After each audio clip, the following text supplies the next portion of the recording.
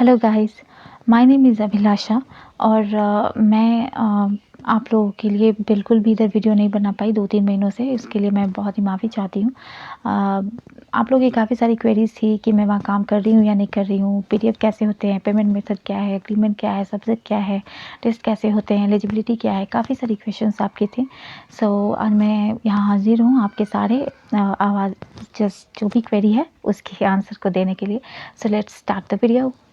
Okay, so first question आपका यही था कि मैं वहाँ काम कर रही हूँ कि नहीं। जैसे मैंने वीडियो बनाया था कि मैं ट्यूरिटो में एज अ टीचर काम कर रही हूँ, सो मैं यूएसए के स्टूडेंट्स को पढ़ाती हूँ, तो मैं वहाँ काम कर रही हूँ या नहीं कर रही हूँ। येस, मैं काम कर रही हूँ अभी भी, इसीलिए मुझे समय नहीं मिल पा रहा क्योंकि मेरे क्लासेस ऑलमोस्ट रात के कभी 1 बजे, कभी 2 बजे, कभी 3 बजे शुरू होते हैं और वो सुबह 8:30 से 9:30 तक चलते हैं। सो मुझे बिल्कुल भी समय नहीं मिल पा रहा है आप लोगों के लिए वीडियो बनाने का।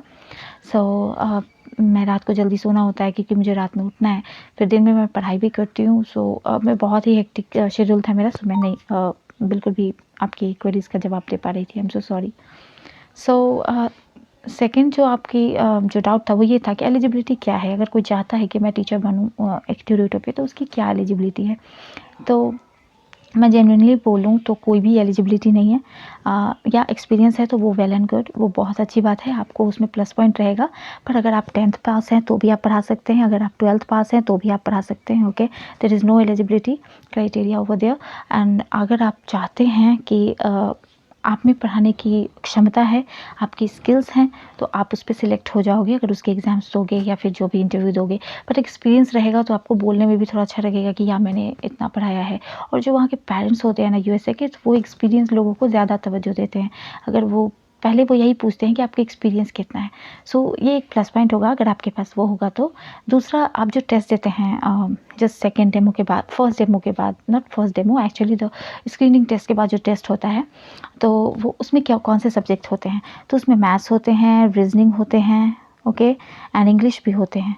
सो आपको ये, अगर आप जो भी मैथ्स, इंग्लिश, रीजनिंग जो भी पढ़ता है बैंक में, एसएससी में, सो उसकी जो लेवल होता है ना, उससे लो लेवल का ये एग्ज़ाम होता है बिल्कुल।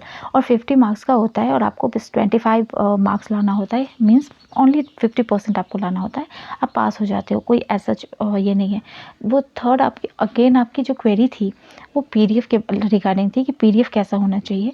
सो पीडीएफ ऑलमोस्ट एवरी आपको डेमो में वो ही प्रोवाइड करते हैं, बट जो लास्ट डेमो, जो फाइनल डेमो होता है ना, उसमें आपको प्रोवाइड करना होता है, आपको ले जाना होता है कोई टॉपिक प्रिपेयर करके। सो वो पीडीएफ आपको किस में बनाना है, ये आपको आपकी क्वेरी थी। सो आप पावर पॉइंट में बनाइए। और मैं एक टिप्स देना चाहूँगी जल्दी सिलेक्ट होने के लिए, कि जैसे आप पावर पॉइंट में अगर वीडियो बना रहे हो, अगर आप प्रेजेंटेशन तैयार कर रहे हो, तो जो आपकी पीडीएफ होनी चाहिए ना, सो वो पीडीएफ में आप जो बैकग्राउंड होता है वो, अगर मैथ्स के स्टूडेंट हो, आप मैथ्स के टीचर हो आप, और तो मैथ्स के बैकग्राउंड हो तो बहुत अच्छा लगेगा, वो दिखने में अच्छा लुक देगा। अगर बच्चों के लिए बना रहे हो तो उस तरीके का लुक हो, टेडी बियर हो या कुछ अजीब जो चीज़ें जो बच्चों को अच्छी लगती है, कैंडीज़ और वो सब आप दे सकते हो।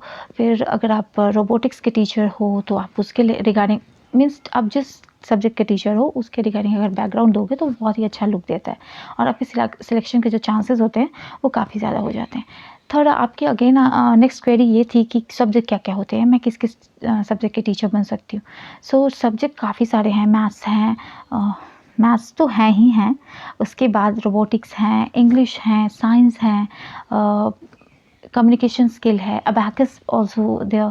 अगर आप कोई भी यूनिक सब्जेक्ट जो आप लेकर जाते हो ना, तो वो आपके सिलेक्शन के जो चांसेस होते हैं ना वो बढ़ जाते हैं, कि रोबोटिक्स के टीचर बहुत ही कम मिलते हैं, तो जो जाते हैं ना उनकी सिलेक्शन जल्दी हो जाता है, ईजिली, उतना प्रॉब्लम नहीं होगा।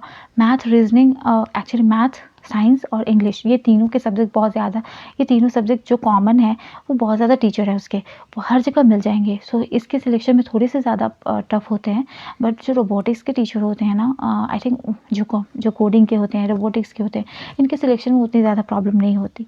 सो आप कोशिश कीजिए कि आपके पास ये अगर यूनिक डिग्री है तो आप उसे यूज़ करें। सो नेक्स्ट क्वेरी आपकी ये थी कि पेमेंट कैसे होता है, अग्रीमेंट क्या कहता है।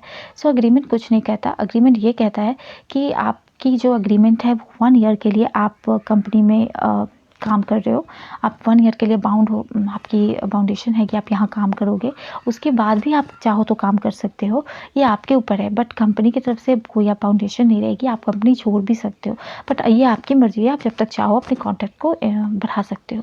सो पेमेंट मेथड क्या है? पेमेंट मेरे अकाउंट में आता है सिंपल, हर महीने आपके अकाउंट में जो जॉइनिंग से पहले अकाउंट नंबर जो लिया जाता है, उस अकाउंट में पैसे आ जाते हैं, तो ऐसा कोई बात नहीं है कि क्या है।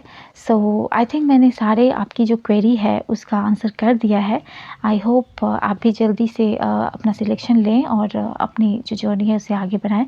आई होप ये वीडियो बहुत ही हेल्पफुल रहेगा आपके लिए। Thank you so much. See you in the next session. Bye.